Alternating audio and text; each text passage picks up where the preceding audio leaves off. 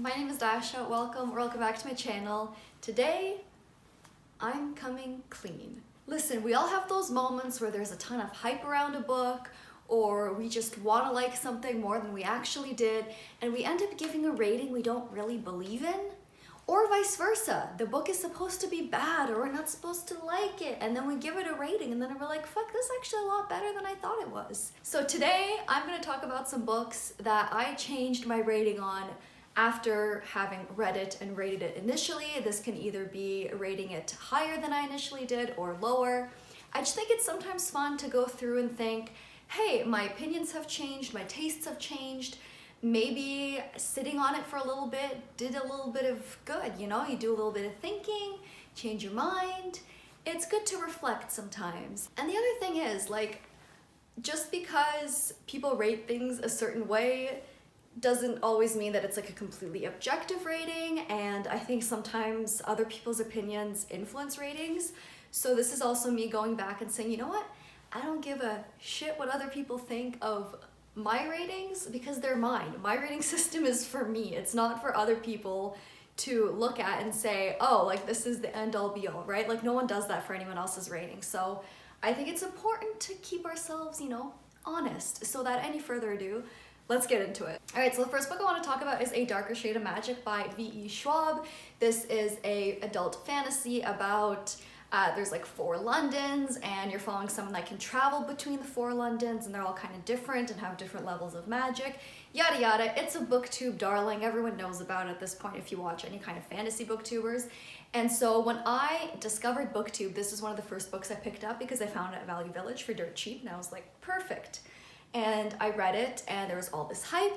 And so I initially rated it 4 stars because I was like, everyone loves this. And yeah, I loved it too.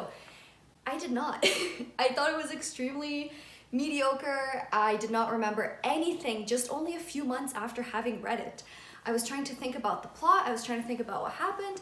And I realized that I didn't really remember much, and I also didn't really care. Now, I do have the other 2 books in the series. I would love to go back and reread this and then finish the series up. I'm quite curious to see where this goes. I'm quite curious to see how the characters develop, how the world opens up, because I do remember really enjoying the aesthetics of it. I remember really enjoying the worlds and the kind of magic in this. And obviously V.E. Schwab is like a fantastic author. I just didn't connect with this like at all. And so I ended up lowering this from a 4 to a 3-star rating because, 3 stars, middle of the road. And that's what I found this to be.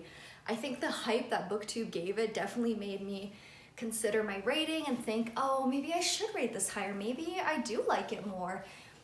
It just was not completely my cup of tea. And so I think a more honest rating would be a 3-star, but who knows, maybe on reread, I'll like it a lot more. I'll pick up on different things. My tastes have even changed since the first time I read it, so maybe I'll like it more then. The next book I want to talk about is Scythe by Neil Shusterman. This is a young adult dystopian, utopian sci-fi series, and it is basically set in this world where humans have conquered death and war and disease. Everyone lives basically forever except for people who are killed by scythes, which are the only people allowed to basically, they call it gleaning, to kind of distance themselves from the word death, but they're the only ones allowed to kill people in this world, and you're following 2 apprentice scythes. And so when I read this the first time, I gave this a 4-star. I don't think I picked up on everything this book has to offer. I read it at a very surface level at face value, but upon reread, I realized that there's actually a lot of really interesting discussions in here. And I think that what was so interesting to me upon reread in this was the way that Neil Shusterman handles these really complex themes, and he kind of makes them very digestible for a young adult audience. And I think that that was really impressive to read in here because obviously a lot of dystopian books have these kind of generic themes that a lot of utopian books are kind of pretty obvious themes, but there's even more happening in here. There's a lot of subtleties in here that I kind of missed the first time I read it. And so the first time I read it, I gave it a 4-star because I thought it was just like a fun story, but there was things that bothered me. And don't get me wrong, there's still things that bother me in here. Why was there romance? The characters are not even that good. But overall, when you take everything that's happening in here, it's just so well crafted that upon reread, I had no choice but to give it a 5-star. I thought it was just so well done, so well crafted. There's so many things you could pick apart in here, and there's so many things that are just done so creatively and, like I said, digestibly for a young adult audience that you don't always see. It's like he acknowledges that younger readers can't pick up on these more complex things, and they don't have to be spoon-fed everything. And I think this book encourages people to dig a little bit deeper, and I think it was just really, really well done. And so I think this deserves a 5-star, and that's what I gave it the second time I read it. The next book I want to talk about is Truly Devious by Maureen Johnson. I have since unhauled my copy, but this is a young adult mystery thriller, sort of. It basically follows a girl who's sent to this prestigious academy to study. She is really big into like crimes and mysteries and murder mysteries and true crime, and she wants to solve the famous murder that happened at the academy that she is sent to back in the 20s. So you kind of follow her timeline, and then you follow the timeline from the 20s when the murder happened. And I was so excited for this the first time I read this. This sounded like just so much fun. I wasn't reading a ton of thrillers at that point, so I thought maybe this young adult thriller would be a really good way to get into it. And so when I read it, I somewhat enjoyed it. I gave it a 4-star. And then I continued on to the sequel, and that was terrible. It was so bad. The sequel, The Vanishing Stair, I think I gave it 2 stars. I just absolutely hated it. All the characters fell apart. Everything was just so convoluted. I will never understand in the first place why a mystery needs to be stretched out to 3 books, plus a 4th one that I think is coming later. Like, that makes no sense to me. Mysteries should be they should be solvable within 1 book. I don't understand how you can stretch it out so long, other than to make money, because it's not like there was any kind of character development happening either, I remember from the second book. And then the way I disliked the second book honestly just tainted how I felt about the first book, and my rating dropped from 4 stars to 3 stars because I was picking up on things in the second book that I then realized were present in the first one, but I just didn't really care because I was reading just to kind of get like the story and the mystery, and I was like, oh, this is fine.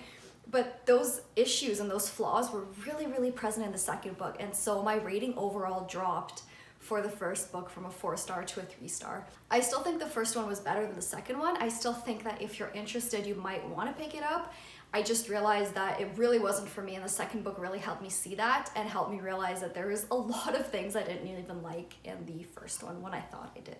The next book I want to talk about is The Outsider by Stephen King. This is an adult thriller horror. You're following this small town where there's a really grisly murder of a young boy, and the prime suspect is the town's baseball coach, who also coached the little boy. He is beloved across the town. No one can believe he did it, but there's some pretty solid evidence against him. And I initially gave this a 3-star rating because I still loved Stephen King's writing and his character work. His character work in that book was just absolutely impeccable. I think when it comes to writing hyper-realistic characters and people that you can actually feel for and believe, King is one of like the best people that I've read that does that. And I think that definitely influenced how I felt about the book, because in the beginning of the book, the first half of the book is where you really got all these characters for the most part, and the setup was really, really good too. There was this like feeling of dread, and like you were just like itching to read through it.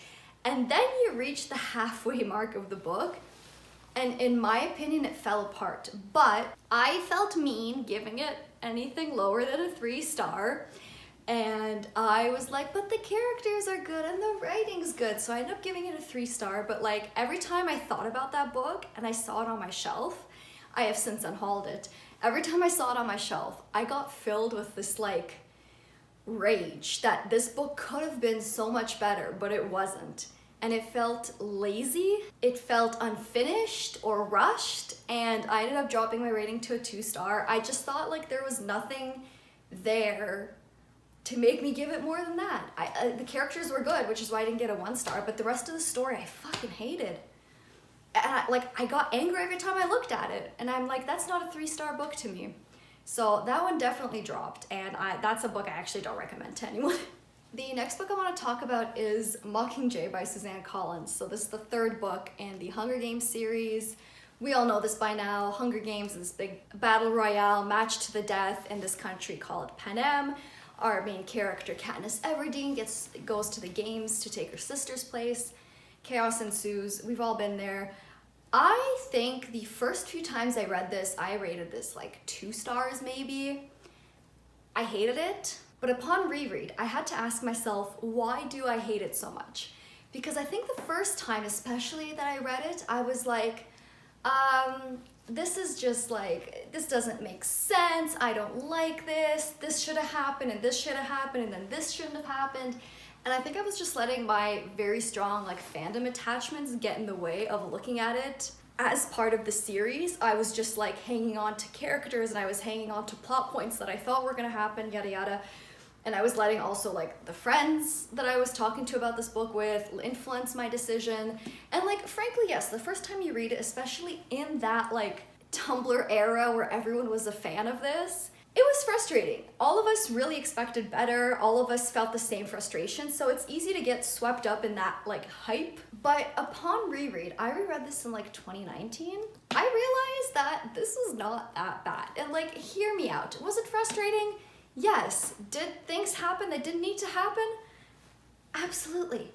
But I had to ask myself, am I mad because this didn't make sense?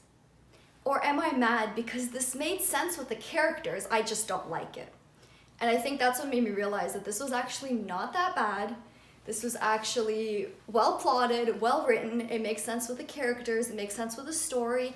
Not all of it, but most of it. And I think in terms of a conclusion for such like a dark and twisted series, I think it actually made sense. And I don't think it's that bad.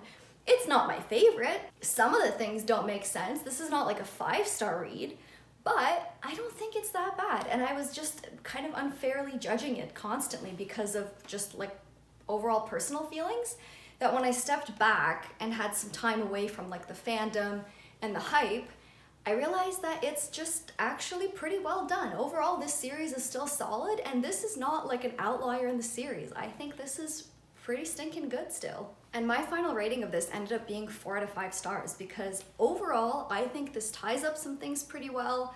I think certain arcs end very well, and I don't think it's that bad. So the next book I want to talk about is actually a graphic novel. This is Monstrous Volume 1 by Marjorie Liu and Sana Takeda.